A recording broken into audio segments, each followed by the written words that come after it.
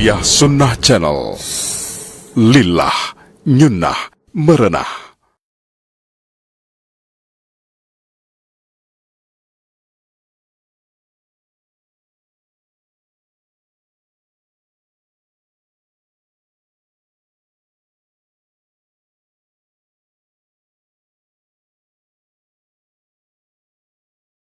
Bismillahirrahmanirrahim. Assalamualaikum warahmatullahi wabarakatuh.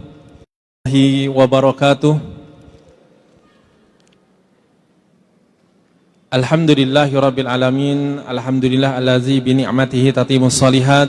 Asyhadu an la ilaha illallah wahdahu la syarikalah wa asyhadu anna Muhammadan abduhu wa rasuluh. Allahumma shalli ala Muhammad wa ala alihi wa ashabihi wa sallam wa ba'd.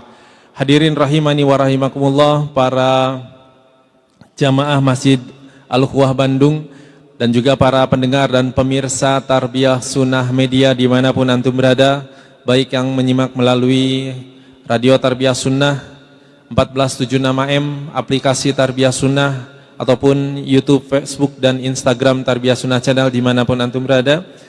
Alhamdulillah, pada kesempatan 18 Ramadan 1447 Hijriah atau bertepatan dengan tanggal 8 Maret 2026, alhamdulillah, pada kesempatan ini kita masih diizinkan oleh Allah Subhanahu wa taala berkumpul di majelis ilmu yang insyaallah akan membahas tema tafsir surat Al-Qadar. Ikhwati manazilillah wa iyyakum. Kajian pada sore hari ini akan disampaikan oleh guru kita Al-Ustaz Abu Haidar As-Sundawi hafizahullahu taala. Tapi sebelum itu, kami dari Yayasan Tarbiyah Sunnah akan mengumumkan beberapa pengumuman. Di antaranya masih terbuka kesempatan untuk menjadikan 10 malam terakhir di bulan Ramadan menjadi istimewa dengan bergabung bersama program Madrasah Ramadan dan Itikaf 1447 Hijriah bersama Yayasan Tarbiyah Sunnah yang insya Allah akan diselenggarakan di Masjid Umar bin Khattab, Desa Selacau, Kecamatan Batu Jajar, Kabupaten Bandung Barat. 10 malam terakhir akan diisi dengan kajian seputar Ramadan, lalu kajian kitab Miftah Daris Sa'adah bersama Ustaz Abu Haidar As-Sundawi hafizahullah ta'ala, dan kesempatan berharga untuk ibadah masing-masing seperti salat sunnah, zikir, tilawah Al-Quran, dan doa. Selain itu, peserta juga akan mendapatkan fasilitas berupa makan sahur dan iftar, buku panduan, tote bag dan perlengkapan peserta, stiker, dan juga tentunya yang spesial dari Masjid Umar bin Khattab, yaitu bandrek setiap malam untuk menghangatkan tubuh para peserta itikaf. Infak kegiatan sebesar Rp400.000 per peserta. Untuk pendaftaran masih dibuka, silahkan bisa mengakses link event.tarbiyahsunnah.com atau bisa menghubungi 0811-2271476. Pengumuman selanjutnya, alhamdulillah allazi bi ni'matihi tatimmus shalihat. Yayasan Tarbiyah Sunnah telah menyalurkan amanah tebar iftar periode 1 sampai 16 Ramadan 1447 Hijriah.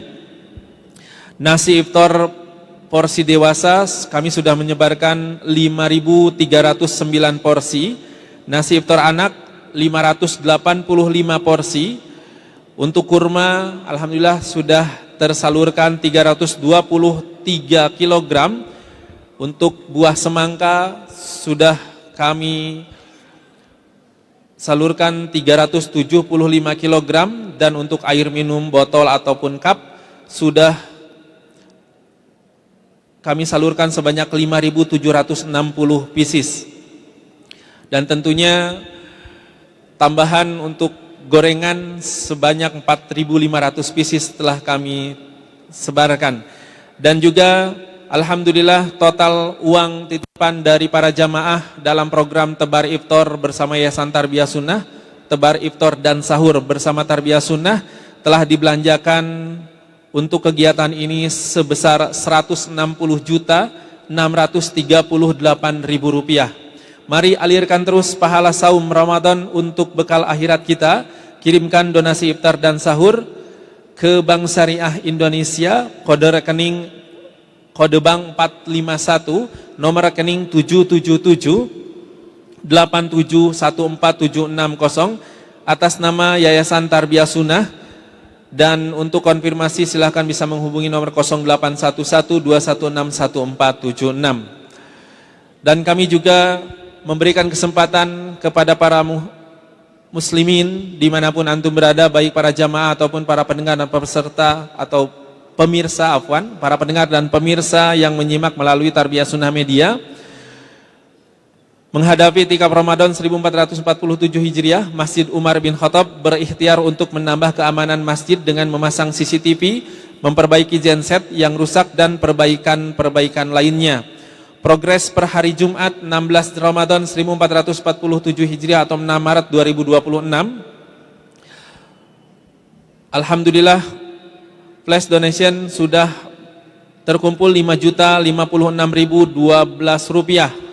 Masih kurang 25.593.988 rupiah dari total kebutuhan 30.650.000. Mari raih pahala jariah melalui program flash donation ini. Silakan kirimkan infak dan sodakoh ke Bank Syariah Indonesia, nomor rekening 730-206-8075 atas nama Masjid Umar bin Khattab Selacau. Untuk informasi dan konfirmasi silakan bisa menghubungi nomor 0852-2023-1121 atas nama Pak Bandi.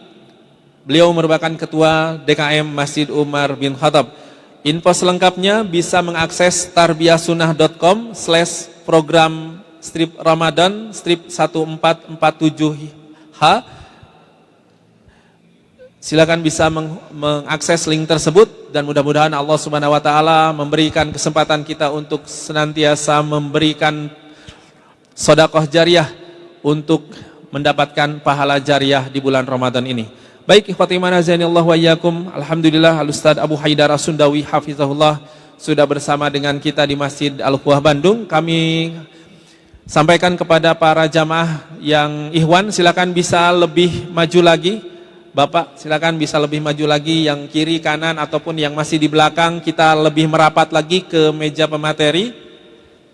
Insyaallah bisa lebih memberikan fokus kepada kita agar tidak terganggu dengan kantuk. Ya, silakan. Boleh yang masih di belakang, boleh kita rapatkan, silakan bisa ke depan. Sekaligus juga kita memberikan kesempatan kepada para jamaah yang baru datang atau masih di luar untuk lebih bisa rapat lagi ke depan. Baik. Alhamdulillah. Ikhwati wa iyyakum, mari kita langsung saja simak pembahasan tafsir surat Al-Qadar bersama Al-Ustaz Abu Haidar As-Sundawi hafizahullahu taala. Kami segenap kru yang bertugas dan panitia mengucapkan selamat menyimak kepada Ustaz kami. Persilakan, falyatafadhal masykurah.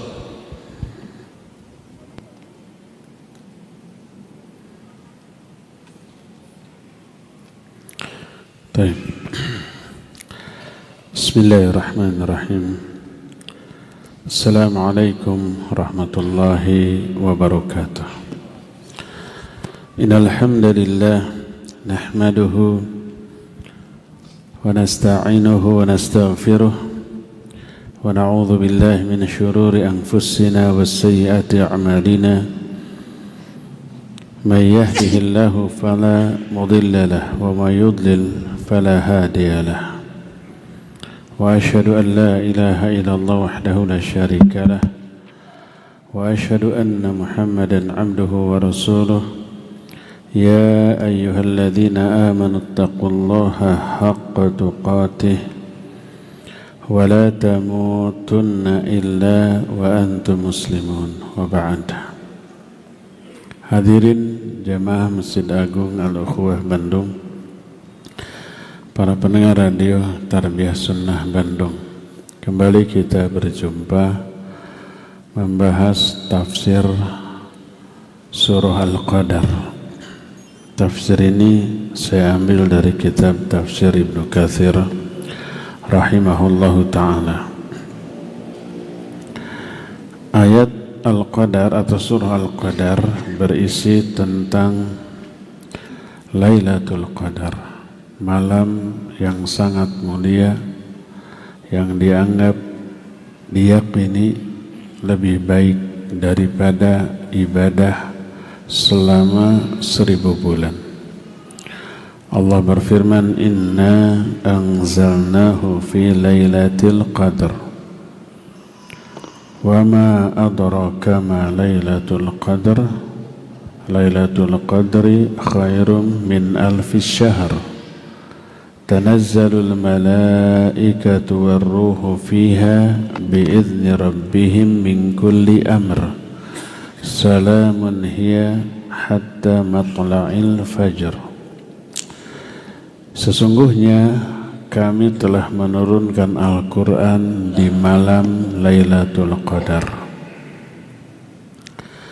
Ketika menjelaskan ayat ini berkata Imam Ibnu Katsir, yukhbiru ta'ala annahu anzala al-Qur'ana Lailatul Qadar wa hiya Lailatul Barakah allati qala Allahu azza wa jalla syahru Ramadan alladhi unzila fihi al-Qur'an. Dalam ayat ini Allah mengabarkan bahwa Dia telah menurunkan Al-Quran di malam Lailatul Qadar, yaitu malam yang penuh barokah, yang Allah katakan syahru Ramadan alladzi unzila fihi al-Qur'an. Bulan Ramadan adalah bulan yang di dalamnya diturunkan Al-Quran. Maksudnya di malam Lailatul Qadar, karena Lailatul Qadar hanya turun di bulan Ramadan. Berkata Ibnu Abbas dan yang lainnya, Anzalallahu al-Qur'ana jumlatan wahidatan min al-lawhil mahfuz ila baitil izzah min as-sama'id dunya thumma nazzala mufassalan bihasbil waqa'i fi 23 sanah ala Rasulillah sallallahu alaihi wasallam. Allah menurunkan Al-Quran sekaligus 30 juz dari Lauhul Mahfuz ke Baitul Izzah di langit dunia. Kemudian Allah menurunkan secara berangsur-angsur dari Baitul Izzah kepada Rasul sallallahu alaihi wasallam selama 23 tahun. Kemudian Allah berfirman mengagungkan malam diturunkannya Al-Quran tersebut dengan sebutan Inna anzalnahu fi lailatul qadar. Jadi Al-Quran kata Ibnu Abbas turun 2 kali. Pertama sekaligus dari Lauhul Mahfuz ke Baitul Izzah di langit dunia 30 juz. Dan itu terjadi di malam Lailatul Qadar. Dan itulah yang dimaksud dengan ayat Inna anzalnahu fi lailatul qadar. Kedua, Al-Quran turun dari Baitul Izzah di langit dunia kepada Nabi SAW melalui malaikat Jibril secara berangsur-angsur selama rentang waktu 23 tahun. Dan dimulai dari surah Al-Alaq. Lalu karena agungnya malam tersebut, Allah kalau akan menjelaskan sesuatu yang super penting selalu diawali oleh pertanyaan. Kata Allah, wa ma adraka ma lailatul qadar. Tahu enggak kamu apakah Lailatul Qadar itu? Itu selalu ketika menjelaskan sesuatu yang penting selalu diawali oleh pertanyaan. Al-Qari'ah, mal Qari'ah, wa ma adraka mal Qari'ah. Al-Qari'ah, tahu enggak kamu apakah Al-Qari'ah itu? Kemudian tahu nggak kamu apa Al-Qari'ah itu? Jadi diulang dulu pertanyaan baru dijelaskan. Ini metodologi bagus ketika menjelaskan, mengajarkan sesuatu. Nabi SAW pun begitu. Atadruna manil muflis? Tahu nggak kalian siapa orang yang bangkrut? Pertanyaan dulu. Setelah para sahabat menjawab, Allahu wa rasuluhu a'lam, baru beliau menjelaskan. Terus sahabat juga begitu. Ketika Abu Hurairah meriwayatkan hadis, ma min mauludin illa yuladu 'alal fitrah. Tidak ada bayi yang lahir kecuali lahir di atas fitrah. Lalu Abu Hurairah bertanya ke murid-muridnya, atadruna mal fitrah? Tahu nggak kamu apakah fitrah di dalam hadis ini? Lalu barulah dijelaskan.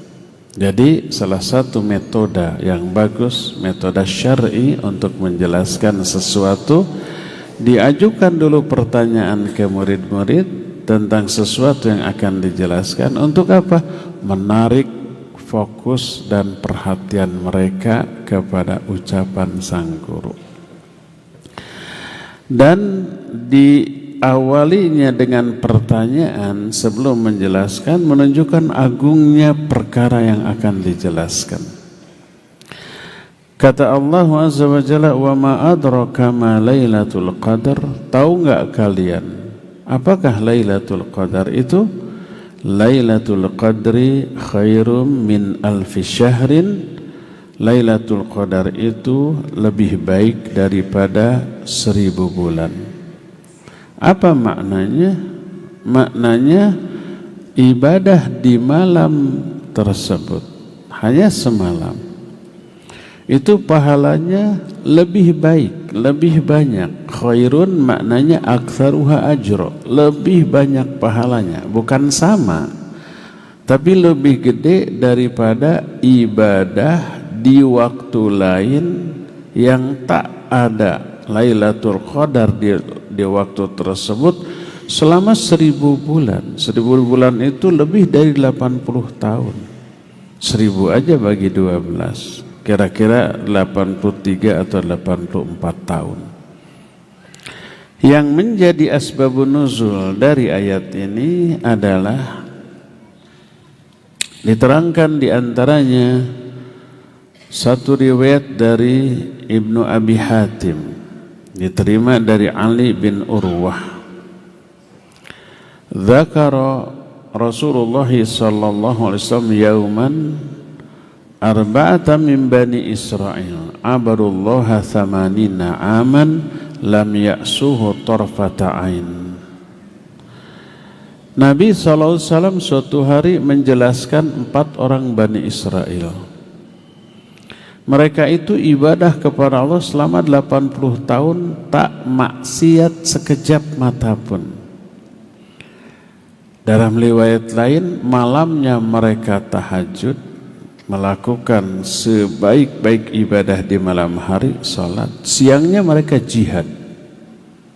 Dan itu berlangsung 80 tahun tanpa bermaksiat walaupun hanya sekejap. Kebayang pahalanya ini orang. Maka takjublah seluruh sahabat. Fa'ajaba ashabu Rasulillah sallallahu alaihi wasallam min dzalik.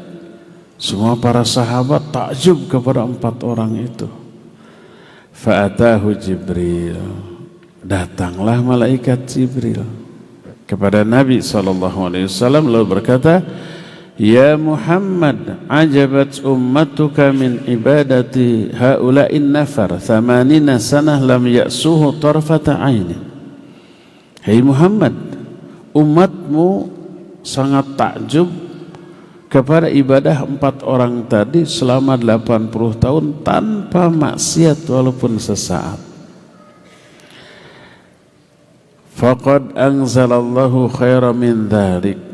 Maka sekarang Allah menurunkan kepada engkau sesuatu yang lebih baik daripada itu.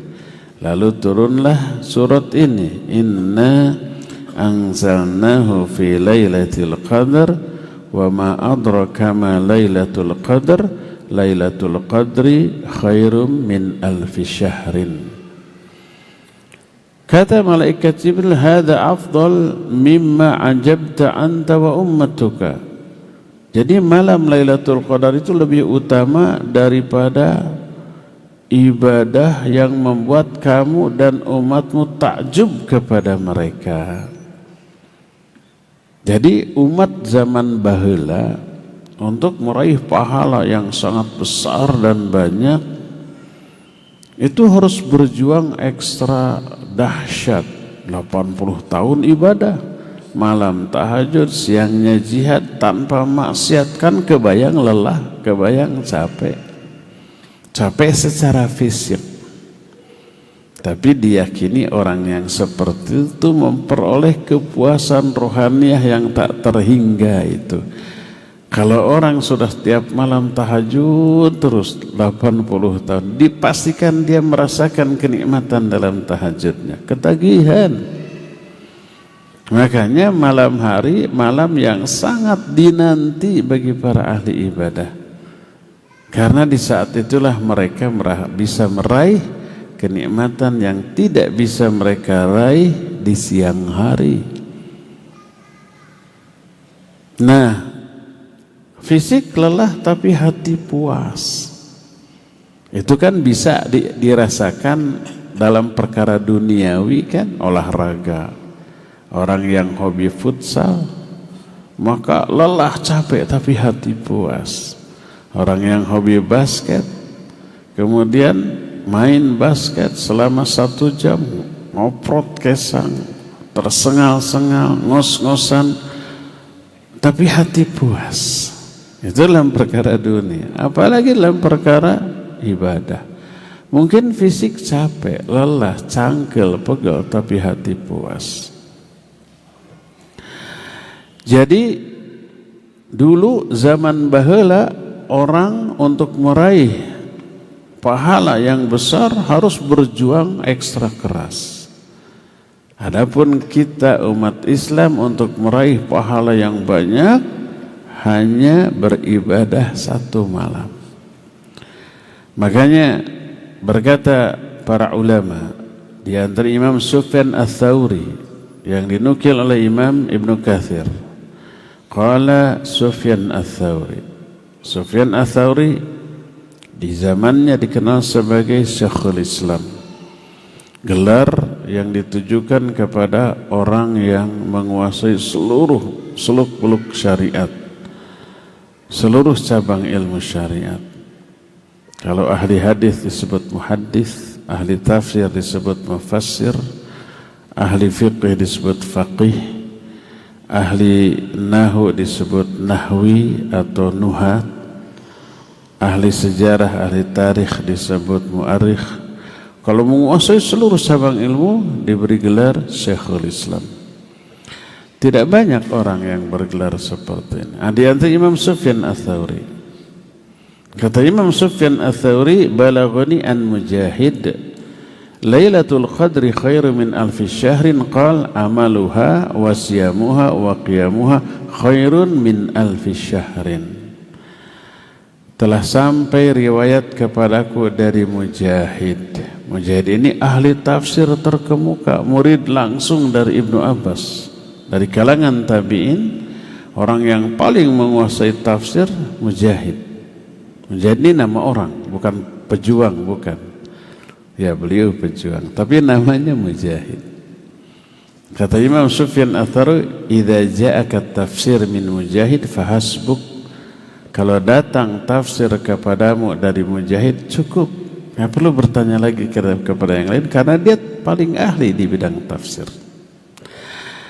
Kata Mujahid, Lailatul Qadri khairum min alfi syahrin.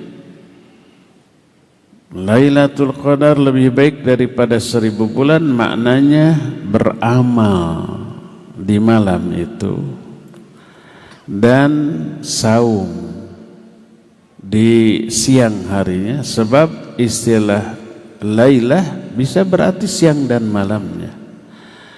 dan melakukan qiyam di malam harinya. Qiyam itu tarawih bahasa kitanya, qiyamul Ramadan. Amalan apapun seperti zikir, berdoa, baca Al-Quran, menuntut ilmu, infak dan sedekah yang dilakukan di siang dan malam Lailatul Qadar khairu min alfi syahrin, lebih baik daripada ibadah selama 1000 bulan. Makna lebih baik, aktsaruha ajra, lebih banyak pahalanya.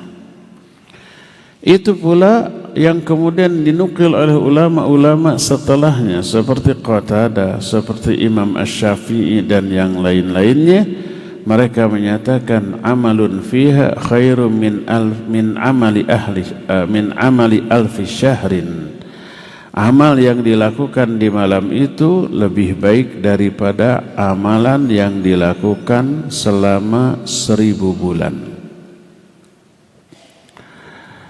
Bahkan ada hadis yang diriwayatkan oleh Imam Ahmad dalam kitab Musnadnya. Nabi SAW bersabda, ribatu lailatin fi sabilillah khairun min alfi lailatin fi masiwahu minal manazil. Ribat di jalan Allah, ribat satu malam di jalan Allah. Ribat ini bahasa kitanya sekarang ngaronda, piket berjaga keamanan kaum muslimin.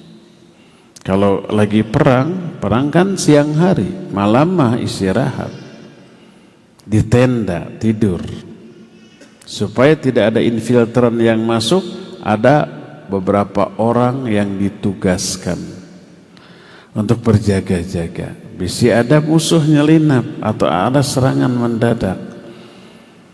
Nah, perbuatan berjaga itu disebut ribat. Kata Nabi SAW, ribat semalam di jalan Allah. Itu kan berat, capek, ngantuk, tapi perannya besar menyangkut keselamatan seluruh pasukan itu. Kalau dalam keadaan berjaga mereka terkantuk-kantuk lalu tidur atau lengah, bahaya, membahayakan semuanya. Dan taruhannya nyawa.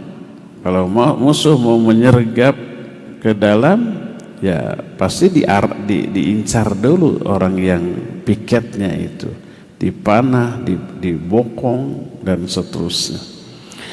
Jadi resikonya nyawa, makanya pahalanya nggak kaleng-kaleng. Kata Nabi SAW, ribat semalam di jalan Allah lebih baik daripada 1000 malam ibadah di malam-malam lainnya. Karena ribat itu disebut amal muta'addi. Kalau ibadah sholat malam disebut amal qasir.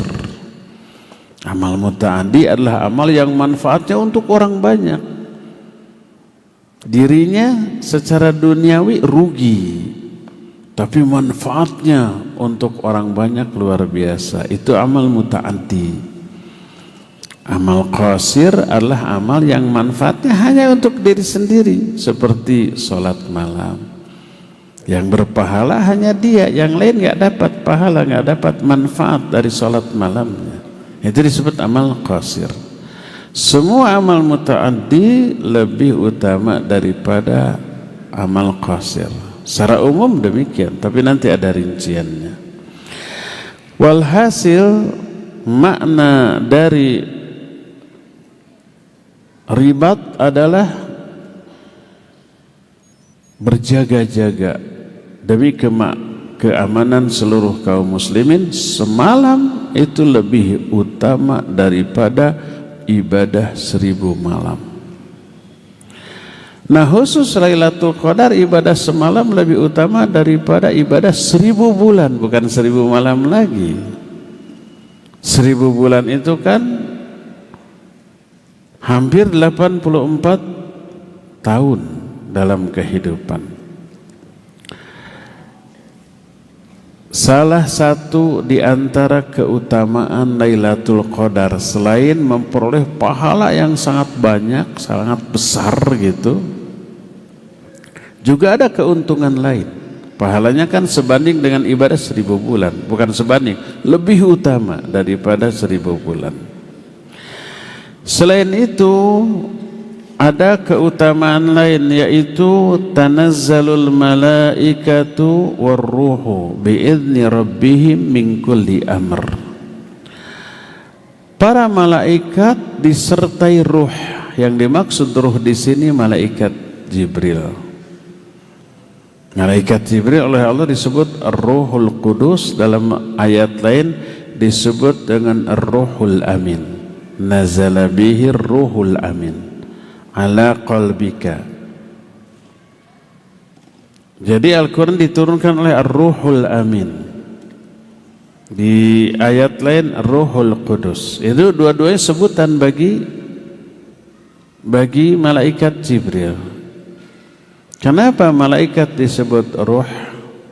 Sebagian kaum muslimin salah di dalam memahami, karena malaikat hanya berupa ruh. Keliru. Malaikat punya jasad. Selain punya ruh,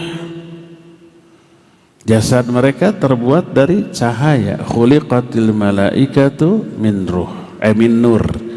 Wa khuliqal jan mimma rijibin nar wa khuliqa adam mimma usifa lakum. Hadis ini sahih riwayat Imam Muslim. Malaikat diciptakan dari cahaya, jin diciptakan dari api, dan Adam diciptakan dari apa-apa yang telah dijelaskan kepada kalian, dari tanah dan seterusnya. Maksudnya fisiknya, jasadnya. Lalu dimasuki ruh. Kalau bahan penciptaan malaikat, jin dan manusia dijelaskan. Bahan pembuat malaikat cahaya, bahan pembuat jin api, bahan pembuat manusia tanah. Bahannya ya, tapi wujud malaikat tidak berwujud cahaya. Sebagaimana kita dari tanah tidak berwujud, tidak berupa tanah. Demikian juga jin tidak berupa api, hanya bahannya dari api. Setelah jadi tidak lagi berupa api. Makanya tak ada penampakan jin berupa api hurung gitu, nggak ada. Nah, adapun ruh mereka tidak dijelaskan terbuat dari apa. Malaikat ada ruhnya, jin ada ruhnya, manusia ada ruhnya, binatang ada ruhnya. Wallahu alam, tidak ada penjelasan dari ayat atau hadis yang sahih. Yang ada wa yas'alunaka 'anir ruh qulir ruhu min amri rabbi wa ma utitu minal ilmi illa qalila. Mereka bertanya kepadamu tentang ruh. Jawab, ruh itu urusan Allah. Kalian tidak diberi ilmu tentang ruh kecuali sedikit. Nanti pada waktu sangkakala ditiup, malaikat, jin dan manusia mati. Mati itu ruhnya dicabut. Wa nufikha fis-sur fasa'iqa man fis samawati wa man fil ard illa man sya'allah. Ditiup sangkakala. Ini ayat. Maka matilah semua makhluk yang ada di langit, yaitu malaikat. Dan yang ada di bumi, manusia, jin, malaikat juga ada di bumi, binatang, semua mati. Mati itu dicabutnya roh. Jadi malaikat terdiri dari jasad dan roh.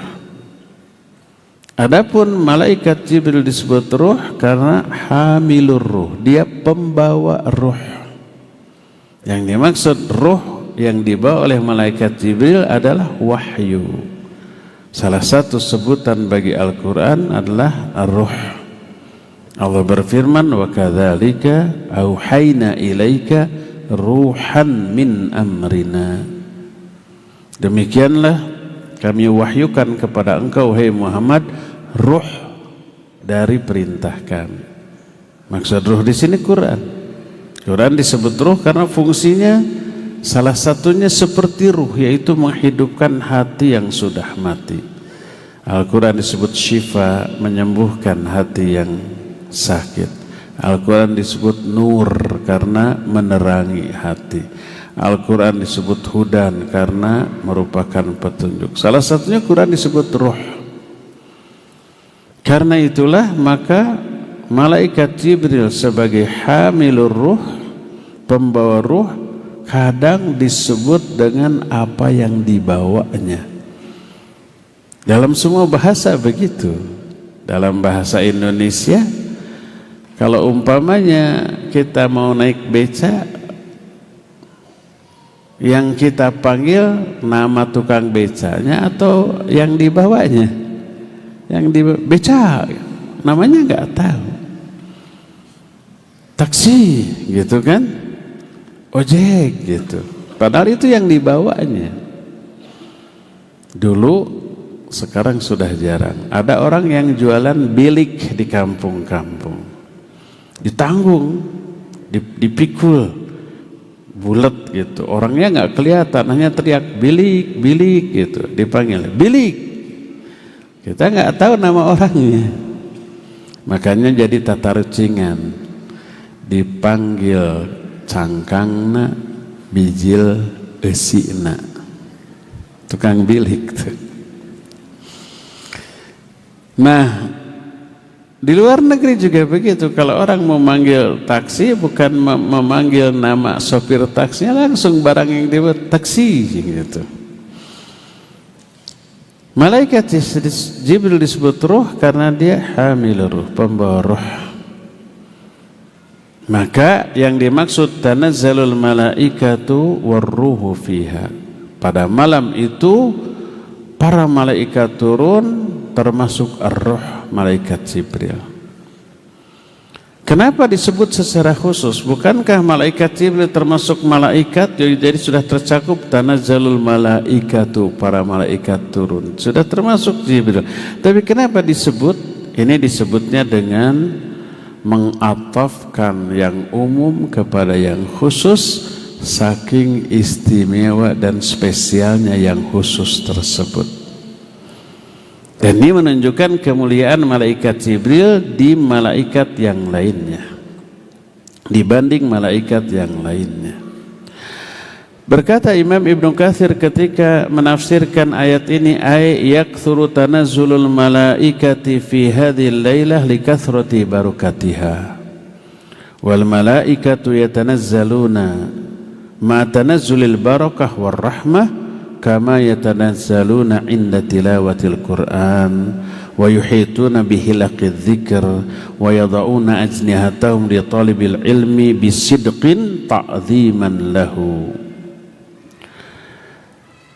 Maksud dari ayat ini, turun malaikat dengan jumlah yang banyak di malam itu karena banyaknya barokah yang turun di malam itu.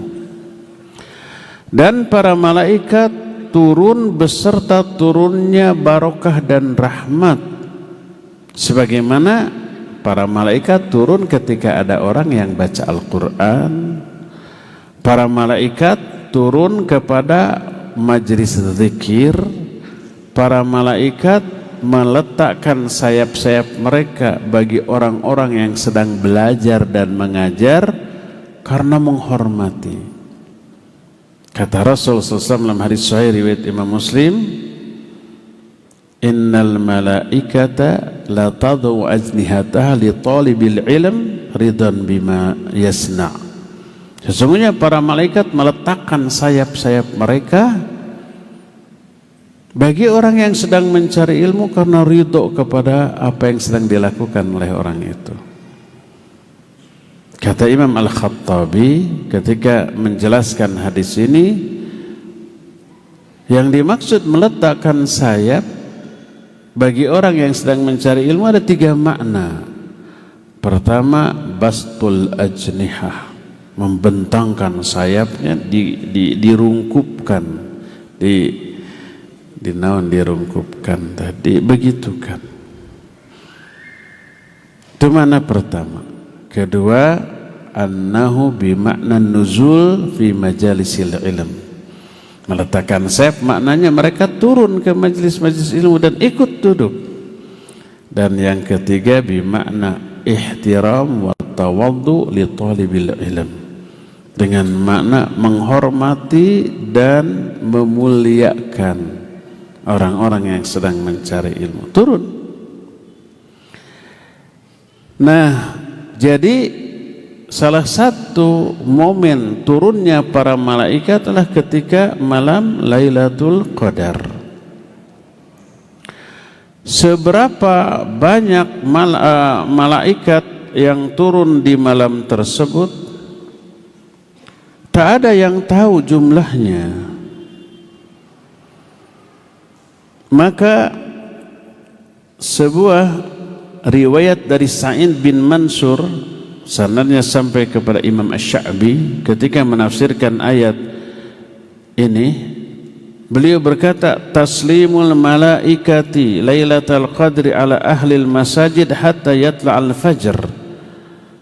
Maknanya malaikat menyampaikan salam pada malam Lailatul Qadar kepada ahli masjid sampai fajar. Ada orang-orang yang sedang iktikaf di masjid-masjid tersebut. Maka tak heran kalau saat itu ada keselamatan, salamun hiya hatta matla'il fajr. Maknanya adalah hiya salimah la yastati'u syaitanu ay yaf'ala fiha su'an aw ya'mala fiha adha. Malam itu malam yang selamat. Setan tidak mampu melakukan keburukan di malam itu atau mengganggu di malam tersebut. Ada lagi makna dari Al-Qadar. Makna Al-Qadar yang pertama adalah agung. Lailatul Qadar adalah malam yang sangat agung. Seperti dalam ayat lain, wa ma qadarullaha haqqa qadrih. Orang-orang musyrik yang menyembah berhala, mereka tidak mengagungkan Allah dengan sebenar-benarnya pengagungan. Pengagungan itu disebut dengan qadarullah haqqa qadrih. Maka salah satu makna Al-Qadar adalah agung. Itu pertama. Kedua, berkata Qatadah dan yang lain-lainnya, tuqda fihal umur wa tuqaddarul ajal wal arzaq. Di malam itu ditetapkan takdir dari semua urusan. Ditakdirkan ajal dan rizki. Makanya disebut Lailatul Qadar, maknanya malam penetapan takdir. Allah berfirman dalam surah Ad-Dukhan, fiha yufraqu kullu amrin hakim. Di malam Lailatul Qadar tersebut ditetapkan seluruh urusan secara bijaksana. Ditetapkan takdir untuk setahun kemudian. Tahun ini si fulan lahir, tahun ini si fulan mati, tahun ini si fulan akan berkuasa, tahun ini si fulan akan jatuh atau turun dari kekuasaan, tahun ini si fulan haji atau umroh. Semuanya ditetapkan di malam Lailatul Qadar. Dulu kita pernah membahas kitab Mukhtasar Ma'arijul Qabul, pas membahas rukun iman yang terakhir, yaitu iman kepada takdir. Kita bahas salah satu iman kepada takdir adalah iman kepada pencatatan takdir. Iman kepada takdir itu pertama wajib beriman terhadap ilmu Allah. Allah mengetahui semuanya, baik makhluk ataupun kejadian, baik yang dulu ataupun yang akan datang. Wajib kita yakini sebagai bagian dari iman kepada takdir. Kedua, wajib kita yakini semua ilmu Allah sudah Allah catat di Lauhul Mahfuz. Nah, lalu ketika membahas catatan takdir, ternyata catatan takdir ada 5. Pertama, catatan takdir azali, yaitu di Lauhul Mahfuz. Ketika Allah menciptakan qalam, pena maksudnya. Awwalu ma khalaqallahul qalam. Inna awwala ma khalaqallahul qalam. Sesungguhnya makhluk yang pertama kali diciptakan adalah pena. Lalu Allah berkata, uktub, tulis olehmu. Kalam ini bertanya, wa madza aktub, apa yang harus saya tulis? Uktub kulla syai'in hatta qiyamis sa'ah.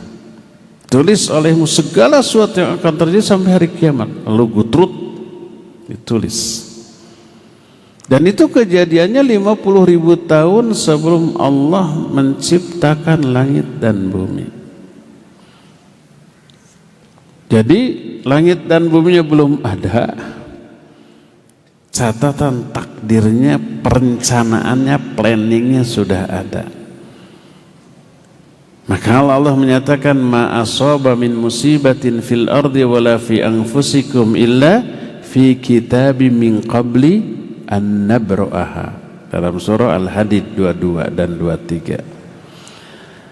Tidak ada peristiwa yang terjadi di muka bumi atau yang terjadi menimpa kalian kecuali semua sudah tertulis di dalam kitab Lauhul Mahfuz sebelum kami menciptakan alam jagat raya ini. Ketika menafsirkan ayat ini berkata Rasul sallallahu alaihi wasallam, innallaha khalaqal khalqa wa qaddara maqadirahu min qabli ay yakhluqas samawati wal ardi bi 50,000 sana. Hadis ini sahih riwayat Imam Muslim.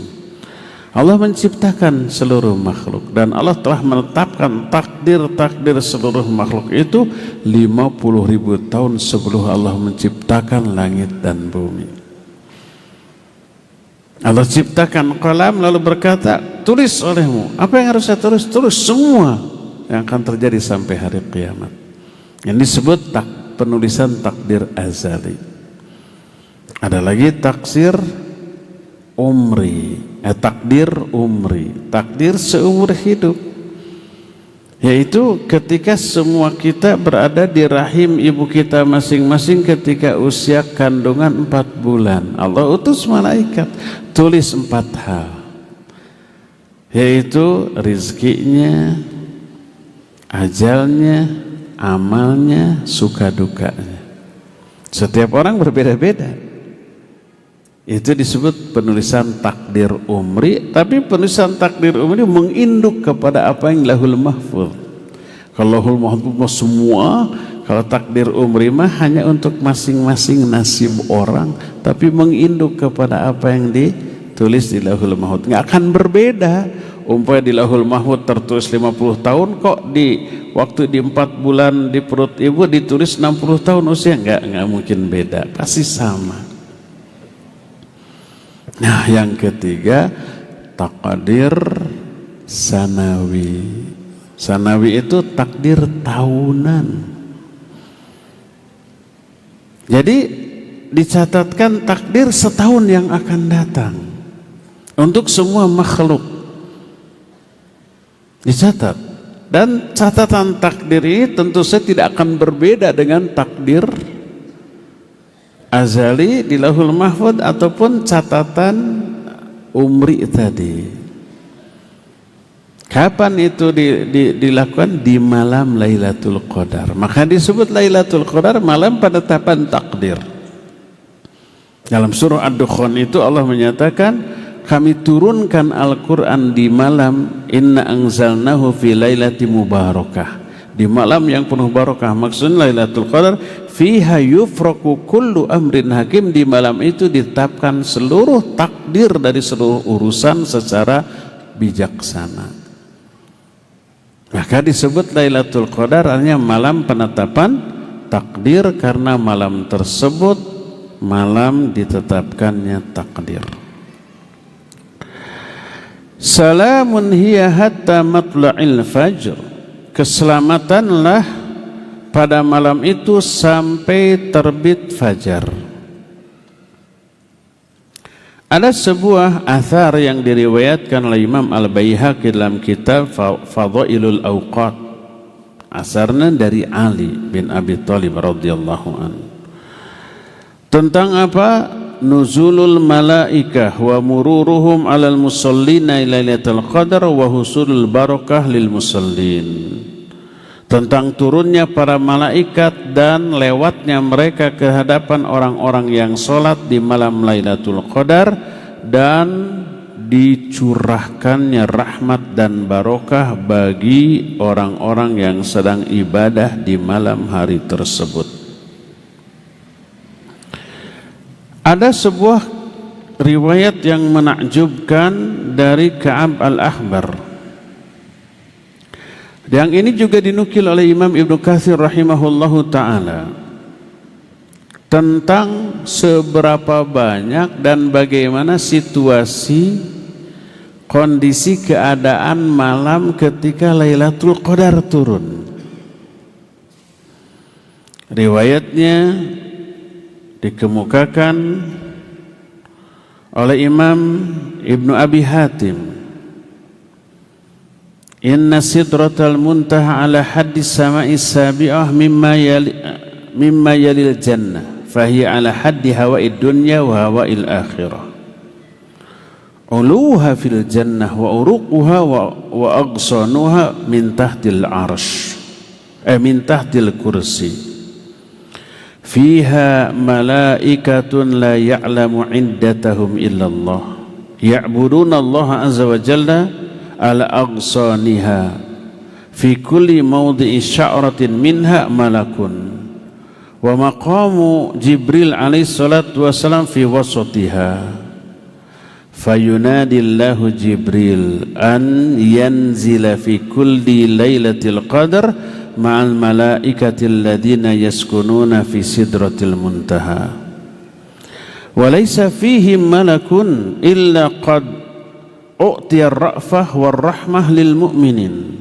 fayanziluna ma'a Jibril fi lailatul qadar hina taghrubu syams, fala tabqa buq'atun fi lailatul qadar illa wa 'alaiha malakun imma sajidun wa imma qa'imun yad'u lil mu'minina wal mu'minat, illa an takuna kanisah aw bai'ah aw baitun nar aw wathan aw ba'di amakinikum allati tatrahuna fiha al-khabuth aw baitun fihi sukran aw baitun fihi muskir aw baitun fihi wathnun mansub aw baitun fihi jaras mu'allaq aw mabulah aw makana fihi kasahatil bait, fala yazaluna lailatahum tilka yad'una lil mu'minina wal mu'minat, wa Jibril la yada'u ahadan minal mu'minin illa safahahu. Masya Allah. Di Sidratul Muntaha, sesungguhnya Sidratul Muntaha berada pada perbatasan langit ketujuh dengan surga. Ini batasan antara alam dunia dan alam akhirat. Puncaknya Sidratul Muntaha ada di surga, akarnya ada di bawah kursi Allah. Dalam surah An-Najm dikatakan, walaqad ra'ahu nazlatan ukhra inda Sidratil Muntaha indaha jannatul ma'wa idh yaghsha sidrata ma yaghsha ma zaghal basaru wa ma tagha laqad ra'ahu min ayati Rabbihil Kubra. Nabi melihat malaikat Jibril dalam bentuk yang asli di Sidratul Muntaha. Di sana ada surga ma'wa. La yaksha ma yaksha sidratu ma yaksha. Sidratul Muntaha itu ditutupi oleh sesuatu yang menutupinya, warna-warni yang super indah. Mazaghal basuru wa mataqu, pandangan itu sampai-sampai terbelalak, tidak bisa lepas dari keindahan warna-warni yang menutupi Sidratul Muntaha. Laqad ra'a min ayati Rabbihil Kubra, sungguh Nabi telah melihat tanda-tanda kekuasaan Allah yang sangat besar. Itu ketika Mi'raj. Nah, fiha malaikatun la ya'lamu iddatahum illallah. Di Sidratul Muntaha ada banyak malaikat yang jumlahnya tak ada yang tahu kecuali Allah, saking banyaknya. Mereka beribadah kepada Allah Azza wa Jalla. Dan malaikat Jibril ada posisinya di tengah-tengah kerumunan malaikat. Lalu Allah memanggil Jibril untuk turun di setiap malam Lailatul Qadar beserta seluruh malaikat yang tinggal di Sidratul Muntaha. Tak ada satupun malaikat yang ikut turun kecuali telah diberikan sifat ra'fah dan rahmah, penyantun dan penyayang kepada setiap mukmin. Datang itu dengan perasaan sayang kepada semua mukminat. Lalu mereka turun bersama malaikat Jibril di malam Lailatul Qadar sejak terbenamnya matahari. Tak ada satupun tempat di muka bumi kecuali di tempat itu ada malaikat. Ada yang sujud, ada yang berdiri, semuanya mendoakan kebaikan bagi orang-orang mukmin. Ini doa malaikat dengan jumlah yang tak terbatas. Setiap jengkal tempat di muka bumi ada malaikat. Ada yang sambil sujud doanya, ada yang sambil berdiri. Kecuali beberapa tempat berikut ini. Pertama, gereja dan beberapa tempat ibadah agama lain. Atau baitun nar, rumah yang di dalamnya ada api yang disembah seperti oleh orang-orang Majusi. Atau rumah yang di dalamnya ada berhala.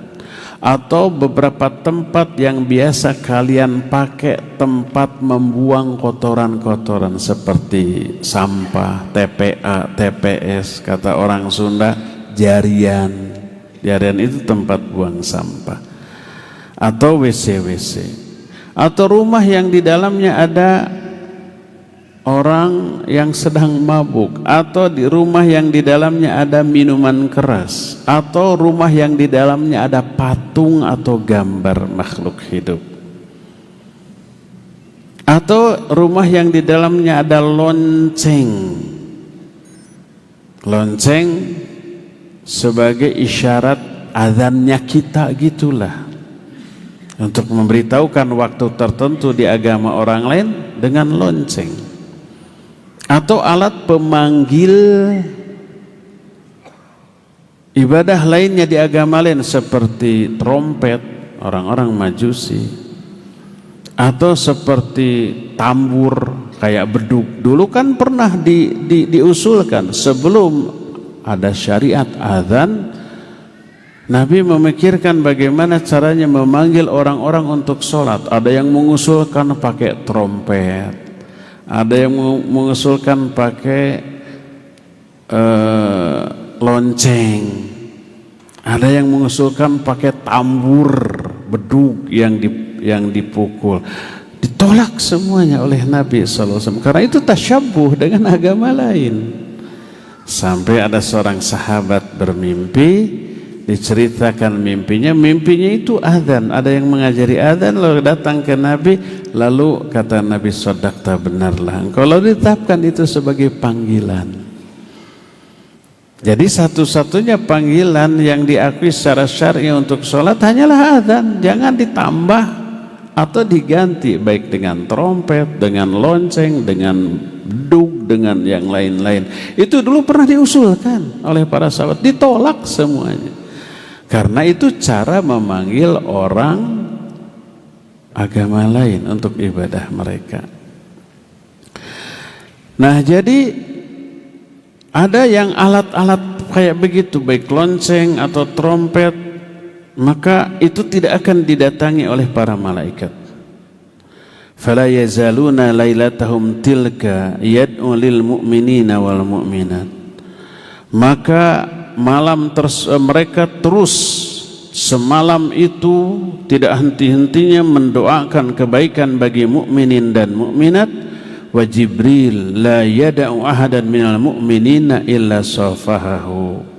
Dan malaikat Jibril tidaklah melewati orang yang sedang beribadah di kalangan mukminin kecuali menyalaminya, ngajak sasalaman, safahahu. Apakah ada tangan gitu gede? Enggak. Diceritakan dalam riwayatnya wa alamatu dzalik manik sya'ara jilduhu wa raqqa qalbuhu wa dammat aina fa inna dzalika min musafahati Jibril alaihi salatu wassalam. Tanda orang disalami oleh malaikat Jibril adalah siapa yang malam itu iksya'ara jilduhu, merinding kulitnya, wa raqqa qalbuhu, bergetar hatinya, wa dama'at aina, berlinang air matanya. Itu tanda orang itu disalami malaikat Jibril. Coba malam-malam terakhir kita i'tikaf, setiap malam merasakan tiga ini, merinding enggak? Iksya'ara jilduhu itu kulitnya merinding, wa raqqa qalbuhu, bergetar hatinya, lalu wadamat aina, berlinang air matanya. Karena itulah maka tak heran kalau di malam itu malam yang penuh barokah, karena malaikat dengan jumlah yang tak terkira turun ke muka bumi. Tak ada space untuk setan beraksi di malam tersebut. Tak heran kalau malam itu disebut dengan malam yang mulia, malam yang penuh dengan barokah.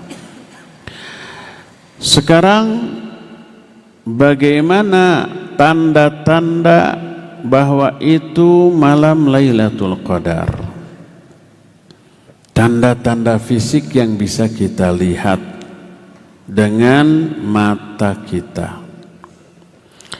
Berkata Nabi SAW, inna ammarata Lailatul Qadar annaha safiyah baljah ka'anna fiha qamaran satian sakinatan sajiyatan la barda fiha wal har. Adapun tanda-tanda Lailatul Qadar adalah malam itu malam yang jernih, malam yang tenang, malam yang terang seolah-olah ada bintang yang terbit, padahal malam itu akhir bulan.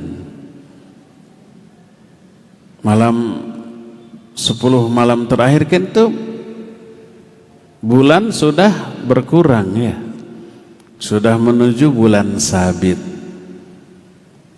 tapi langit terang seolah-olah ada bulan purnama.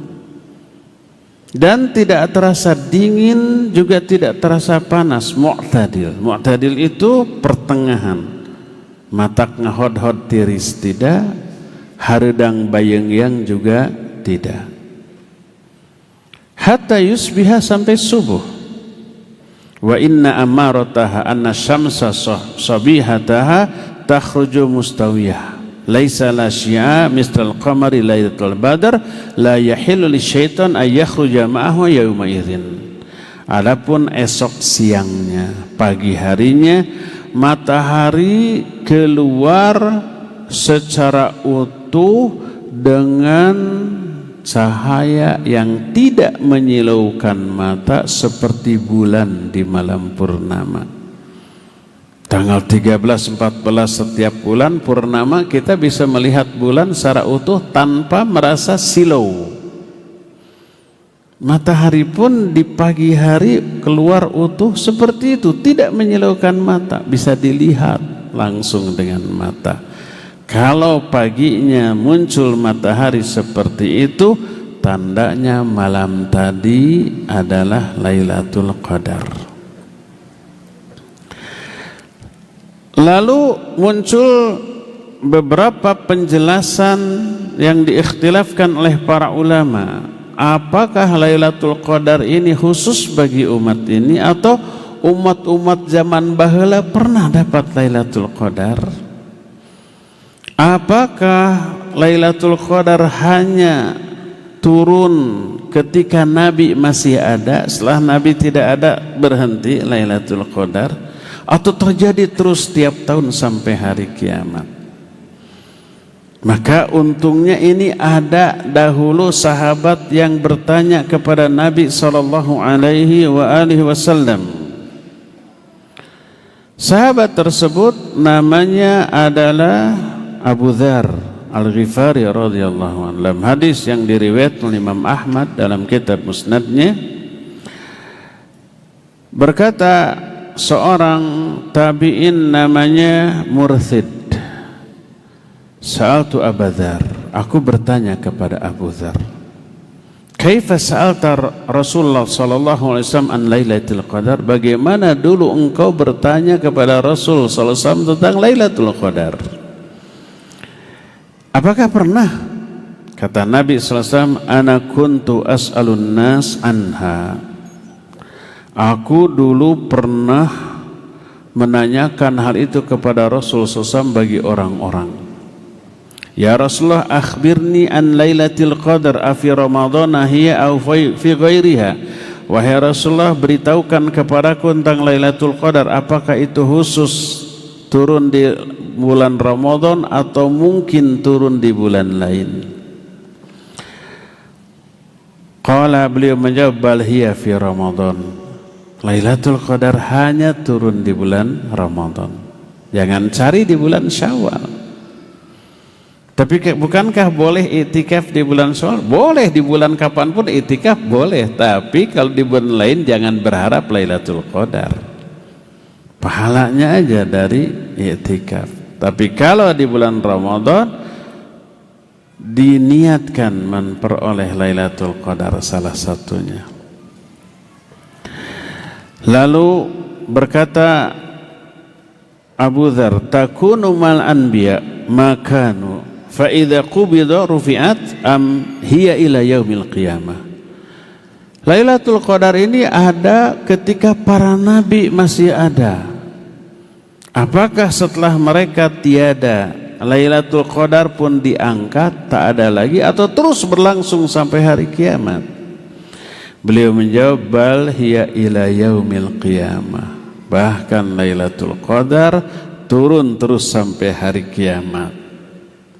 Jelas, alhamdulillah. Setiap Ramadan, setiap tahun sampai hari kiamat. Jadi kita kebagian. Qultu, aku bertanya lagi, fi ayyi Ramadana hiya? Di malam kapan di bulan Ramadan itu turunnya Lailatul Qadar? Beliau menjawab, iltamisuha fil ashril awal wal ashril akhir. Cari Lailatul Qadar di 10 hari pertama dan 10 hari terakhir. 20 hari itunya. Tengah-tengahnya tidak ada kemungkinan turun Lailatul Qadar. Thumma haddatha Rasul sallallahu alaihi wasallam wa haddatha thumma ihtabaltu ghaflatahu. Lalu beliau bicara lagi yang lain. Aku menunggu beliau lupa kepada pertanyaanku tadi. Setelah itu aku bertanya, fi ayil ishrina hiya ya Rasulullah, di 20 hari itu di malam keberapa Lailatul Qadar itu turun? Kata Nabi SAW, ibtaghuha fil ashril awalil la tas'alni an syai'in ba'daha. Cari dia di 10 hari terakhir, jangan lagi bertanya setelah ini kepadaku tentang masalah itu. Jadi di 10 hari terakhir. Jadi tinggal, sudah menyempit tuh, sudah mengkerucut, tinggal 10 hari yang terakhir. Thumma haddatha Rasulullah, thumma ihtabaltu ghaflatahu. Lalu Nabi pun berbicara lagi tentang hal-hal lain. Aku menunggu lagi, beliau lupa. Setelah kira-kira lupa tadi, maka berkata lagi Abu Dzar, ya Rasulullah, aqsamtu alaika bihaqqi alaika lima akhbartani fi ayil ashril hiya. Ya Rasulullah, aku bersumpah kepada engkau atas hakku terhadap dirimu tentang ilmu yang harus engkau beritahukan kepadaku. Di 10 hari itu di hari keberapa? Ngeyel, otot, surotot, ngeyel, surayel, kekeh, betekeh. Apa yang terjadi? Faghadiba alayya ghadban lam yaghdab mithlahu mundha suhbatihi marahlah beliau kepadaku dengan kemarahan yang belum pernah beliau semarah itu kepadaku sejak aku bersahabat dengan beliau. Tapi walaupun marah menjawab.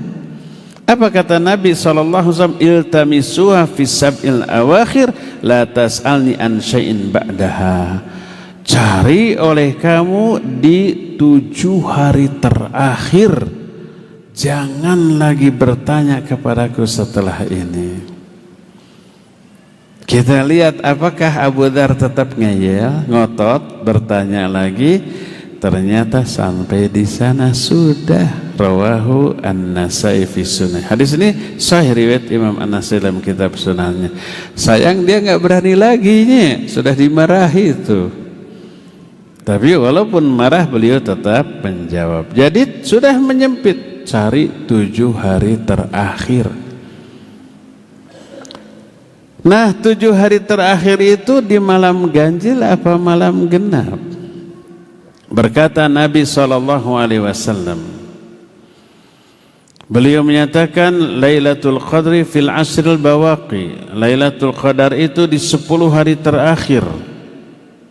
Man qamahunna, siapa orang yang beribadah di 10 hari tadi dengan mengharapkan ridha Allah, fa innallaha yaghfiru lahu ma taqaddama min dhanbi wa ma ta'akhkhar wa hiya lailati witrin.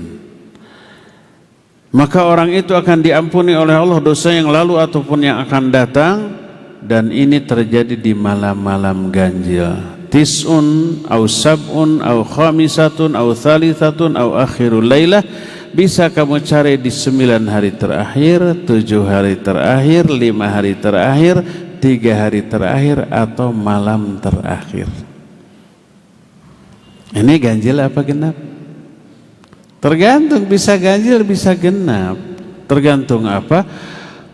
Bulan Ramadan malam itu berapa malam? Kan bisa 29 hari, bisa 30 hari ya. Saya tanya nih, 7 hari terakhir, 7 hari terakhir.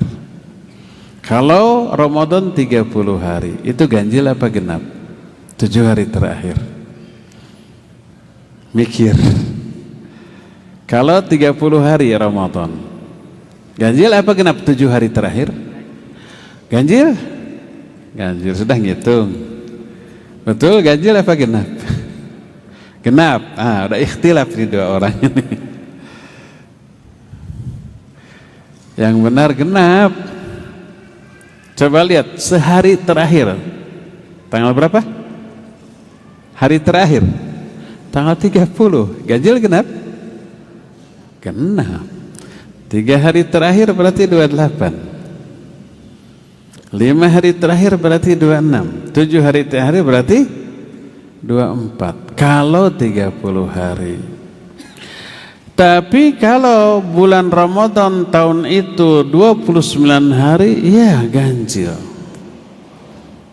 Dan kita tidak tahu di bulan ini, bulan Ramadan tahun ini berapa hari, 29 apa 30, wallahu alam. Bisa 29, bisa 30. Misteri, gaib. Nanti hasil ru'yatul hilal. Karena itu jangan hanya dipilih di malam-malam ganjil semata-mata, karena amat sangat mungkin terjadi di malam genap. Seperti contoh, di zaman Nabi SAW Lailatul Qadar pernah turun di malam ke-24 berdasarkan beberapa riwayat. Pertama, hadisnya sahih diriwayatkan oleh Imam Muslim. Wa kata Imam Ibnu Katsir, wa qila lailata arba'in wa ishrin. Lailatul Qadar terjadi di malam 24. Berkata Abu Daud At-Tayyalisi bahwa Nabi SAW bersabda, Lailatul Qadar Lailatu arba'in wa ishrin. Lailatul Qadar adalah turun di malam ke-24. Berkata Imam Abu Daud, rijaluhu isnadu rijalihi thiqat. Sanad rijal hadis ini semua terpercaya. Ini riwayat yang pertama bahwa pernah terjadi malam Lailatul Qadar di malam ke-24. Kedua, hadis riwayat Imam Ahmad dari Bilal. Berkata Bilal, qala Rasul sallallahu alaihi wasallam Lailatul Qadri lailatu arba'in wa ishrin. Lailatul Qadar adalah malam ke-24. Tapi ada yang mendhaifkan karena salah satu rawinya ada namanya Ibnu Lahiyah. Tapi Ibnu Lahiyah ini ada dua fase kehidupan. Beliau hafalannya kurang, suka lupa. Tapi belum meriwayatkan dari catatan. Kalau dari catatannya berarti thiqat, terpercaya, berarti sahih. Tapi menjelang akhir dari kehidupannya buku catatannya terbakar, sehingga dia meriwayatkan dari hafalannya yang kurang bagus. Ini yang menyebabkan sebagian ulama mendhaifkan hadis yang diriwayatkan melalui Ibnu Lahiyah karena su'u hifdhihi, karena jeleknya kualitas hafalan. Tapi kemudian para ulama dibagi. Kapan dia meriwayatkan hadis ini? Sebelum terbakar atau setelah terbakar? Kalau sebelum terbakar masih dianggap sahih. Salah satu hadis Ibnu Lahiyah yang dianggap sahih adalah tentang menggerak-gerakan telunjuk ketika tasyahud. Ada yang mendhaifkan karena salah satunya diriwayatkan dari Ibnu Lahiyah ini. Tapi kemudian para ulama menganalisa ini, beliau meriwayatkan dari catatannya sehingga itu sahih sebelum terjadinya kebakaran. Walhasil ternyata Lailatul Qadar sangat mungkin turun di malam-malam genap.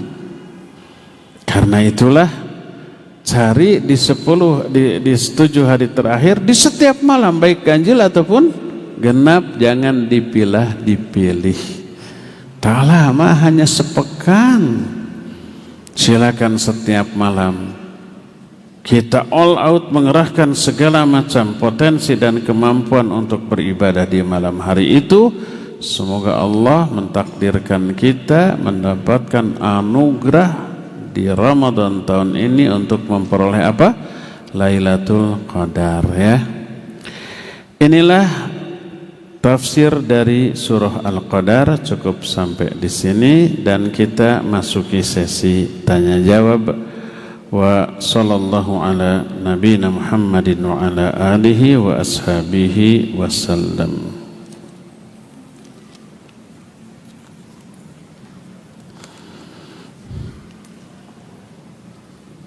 Bismillah. Ustaz, bagaimana itikaf hanya dari jam 12 malam sampai waktu menjelang sahur jam 3 pagi dan pulang ke rumah? Bagaimana dengan yang seperti itu? Karena paginya bekerja, dan bagaimana cara mengisi itikaf yang benar dan berkualitas?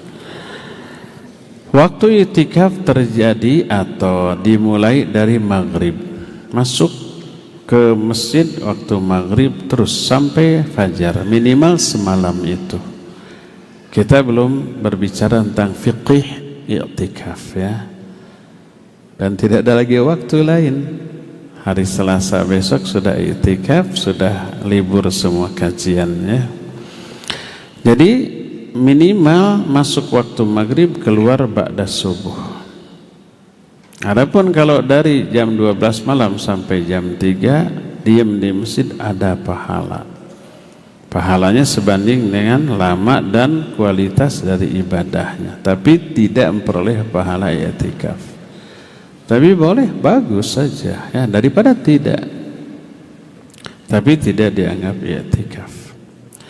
Lalu apa yang harus dilakukan selama i'tikaf? Ibadah, bisa sholat, bisa baca Al-Quran, bisa berzikir, bisa berdoa, bisa belajar, ya, apapun lakukan, tidak tidur di malam itu, ya.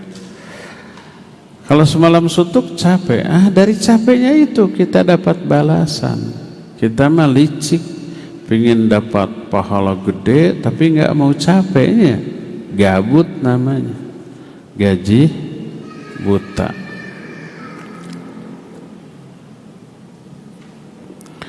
Bagaimana seorang ibu rumah tangga dapat meraih keutamaan malam Lailatul Qadar tanpa melakukan i'tikaf di masjid dengan alasan harus menyiapkan sahur untuk anak yang masih kecil? Apakah dengan melakukan amalan soleh ibadah di rumah dapat meraih keutamaan Lailatul Qadar? Pertanyaannya adalah, apa Lailatul Qadar hanya untuk orang-orang yang i'tikaf gitu ya? Kalau nggak i'tikaf gimana? Tidak ada keterangan bahwa Lailatul Qadar hanya untuk yang i'tikaf saja, tidak ada. Tidak semua yang i'tikaf dapat Lailatul Qadar, dan tidak semua yang tidak i'tikaf nggak dapat Lailatul Qadar. Mungkin dapat, mungkin.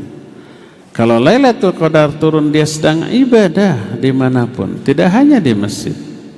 Karena banyak orang yang punya uzur ke masjid, seperti wanita sebagai ibu rumah tangga, atau sebagai putri yang harus membantu ibu-ibunya yang menyuruh, bantu ibu untuk menyiapkan sahur. Membantu ibu wajib, i'tikaf sunnah. Dia ingin i'tikaf tapi nggak bisa, karena ada kewajiban lain, seperti security, satpam yang harus berjaga malam hari, seperti orang yang kerjanya shift malam, wajib bagi dia bekerja.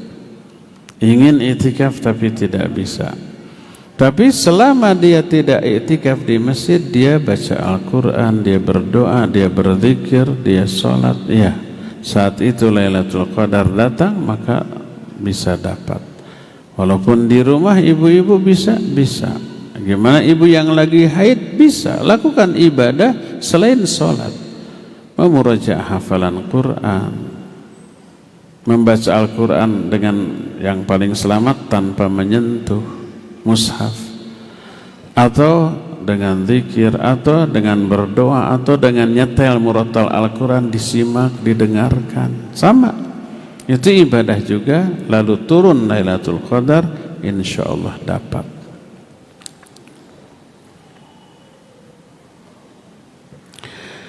Bagaimana amalan 10 hari terakhir Ramadan untuk anak yang menggantikan menunggu toko karena suami melakukan i'tikaf? Apa anak bisa mendapatkan keutamaan? Bisa. Tadi ya, selama nunggu toko baca Quran, zikir, doa. Kalau ada yang beli, layani dulu. Setelah nggak ada yang beli, kembali baca Quran, kembali zikir, kembali doa, gitu ya, bisa.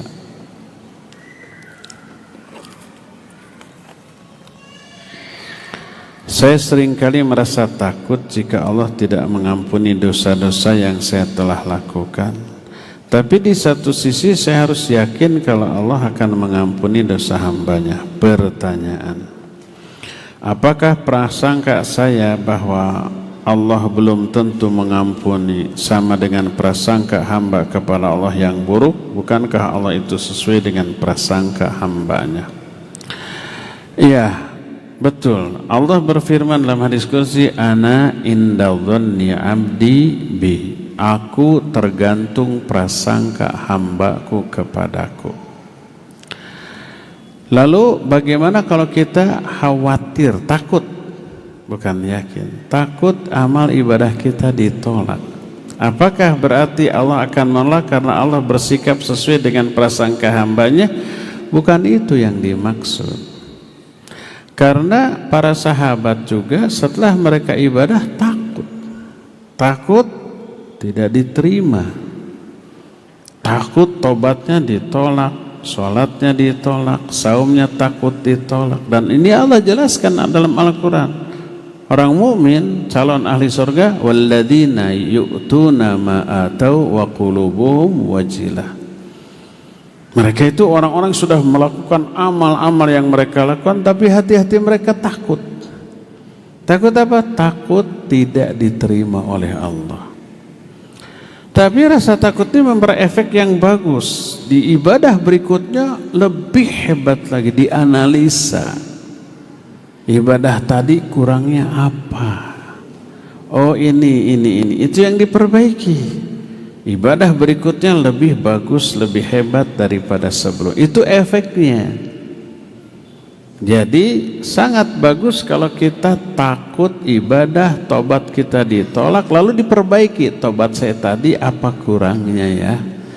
Di mana salahnya, khawatir ditolak oleh Allah. Lalu ditemukan umpamanya sisi kelemahan, kekurangan dari tobatnya, diperbaiki, tobat lagi dengan tobat yang kadarnya lebih hebat daripada sebelumnya ya. Itu bagus. Dan itu yang dilakukan oleh para sahabat dan itu yang dijelaskan oleh Al-Quran. Bolehkah memberikan zakat fitrah ke adik kandung sendiri karena adik kandung memenuhi syarat sebagai penerima zakat? Iya, kalau fakir miskin bukan boleh, bagus. Di dalamnya ada dua nilai, pertama zakatnya, kedua silaturahminya. Jadi kalau kita ada kelebihan harta, baik zakat, infak, sedekah, fidyah atau kifarat sumpah, maka cari dulu orang fakir miskin dari kalangan kerabat, adik atau kakak atau emang, bibi gitu, keponakan, saudara, sepupu, pokoknya yang masih ada hubungan kekerabatan, kasih dulu ke mereka sebelum ke yang lain-lain. Maka zakat, infak, sedekah, fidyahnya sah, dapat pahala dari hal itu, plus ada nilai tambahan yaitu silaturahminya. Saudara kita, kerabat kita yang kita kasih akan lebih sayang ke kita, ya enggak? Akan lebih dekat, lebih akrab, lebih peduli, lebih perhatian, lebih dekatlah hubungan persaudaraan, silaturahmi lebih erat lagi. Jadi boleh ya. Bagaimana kalau ke orang tua? Kalau orang tua fakir miskin, nggak punya pekerjaan, semuanya dihandle oleh anaknya, boleh nggak zakat ke orang tua? Boleh. Karena orang tua memenuhi kriteria fakir dan miskin. Tapi ada tapinya. Jangan sampai zakat, infak, sedekah ke orang tua itu menghentikan bantuan rutin kita kepadanya. Umpamanya setiap bulan kita ngasih 1 juta untuk ayah, 1 juta untuk ibu. Udah begitu, suatu saat kita keluarin zakat 3 juta nih zakat, tapi selama 3 bulan saya nggak akan ngasih. Keneh kehed atuh. Tetap bantuan rutinnya tetap ya, terus menyalurkan zakat kepadanya ya, maka dibolehkan tanpa mengurangi menghentikan bantuan yang rutin kita kepadanya. Terakhir, Ustaz ingin curhat. Kalau ikut kajian ilmiah itu waktu sholat 5 waktu maupun sholat berjamaah. Namun kalau ikut kajian ilmiah itu selama Ramadan dan seterusnya, apakah harus introspeksi diri? Kayak kumaha ya teh? Kalau ikut kajian ilmiah itu harus sholat 5 waktu. Mau ikut kajian mau tidak, sholat 5 waktu harus, wajib tetap ya. Apalagi kalau udah ikut ngaji maknya tuh sholat ya. Maupun sholat berjamaah. Iya, mau ngaji mau tidak, sholat berjamaah untuk laki-laki harus. Kalau wanita tidak wajib, kalau laki-laki harus, kalau tidak ada uzur. Namun kalau ikut kajian ilmiah itu selama Ramadan dan seterusnya, Apakah harus introspeksi diri? Ya, ikut kajian selama Ramadan, setelah Ramadan terus. Harus introspeksi, mau ikut kajian mau tidak introspeksi mah harus sesering mungkin ya. Jadi nggak berkaitan antara introspeksi dengan ngaji. Mau ngaji mau tidak introspeksi mah harus. Mau introspeksi mau tidak ngaji mah harus terus ya. Mau ngaji mau tidak sholat yang 5 waktu tidak boleh ditinggal secara berjamaah ya. Gimana kalau tidak sholat 5 waktu boleh ngaji? Ya harus tetap ngaji mah. Salah satu penyebab yang 5 waktu ditinggalkan karena nggak ngaji, nggak dapat hidayah. Hidayah dicari salah satunya melalui ngaji itu. Jadi sebenarnya ada kaitan walaupun tidak secara langsung berhubungan antara ngaji dengan sholat. Ngaji kewajiban khusus, thalabul ilmi faridatun ala kulli muslim, itu kewajiban. Sholat kewajiban yang lain. Dua-duanya saling mempengaruhi, iya, tapi tidak harus berkaitan. Kalau nggak ngaji berarti nggak sholat, kalau nggak sholat berarti nggak perlu ngaji. Nggak begitu. Mau sholat mau tidak, ayo ngaji. Mau ngaji mau tidak, sholat tetap. Cuma kalau rajin ngaji tapi sholat belang-belang, kacida, terlalu kebangetan. Sudah ngaji nggak sholat juga, tapi lumayan ya. Lebih baik ngaji walaupun sholat belang-belang daripada sholat belang-belang barijeng teu ngaji. Dua-duanya kewajiban ya. Wallahu a'lam bishawab.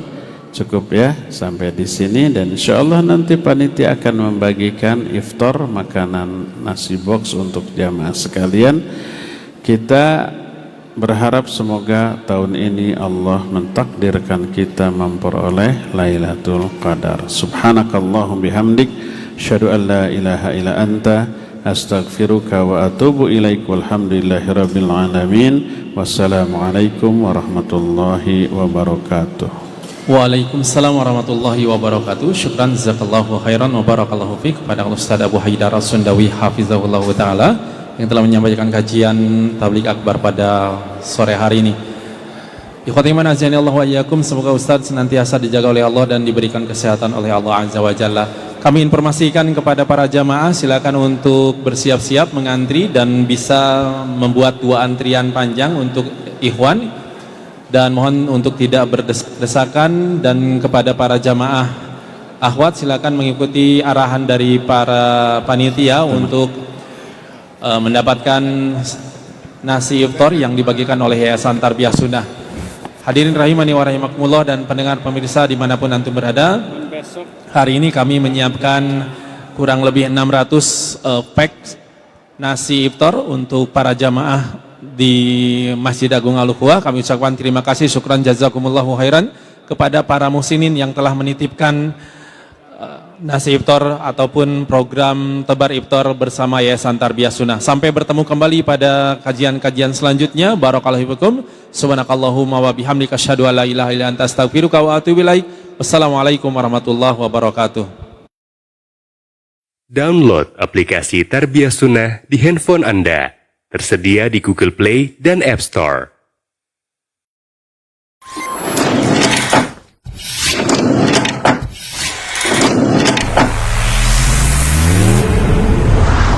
Tarbiyah Sunnah Channel. Lillah, nyunnah, merenah.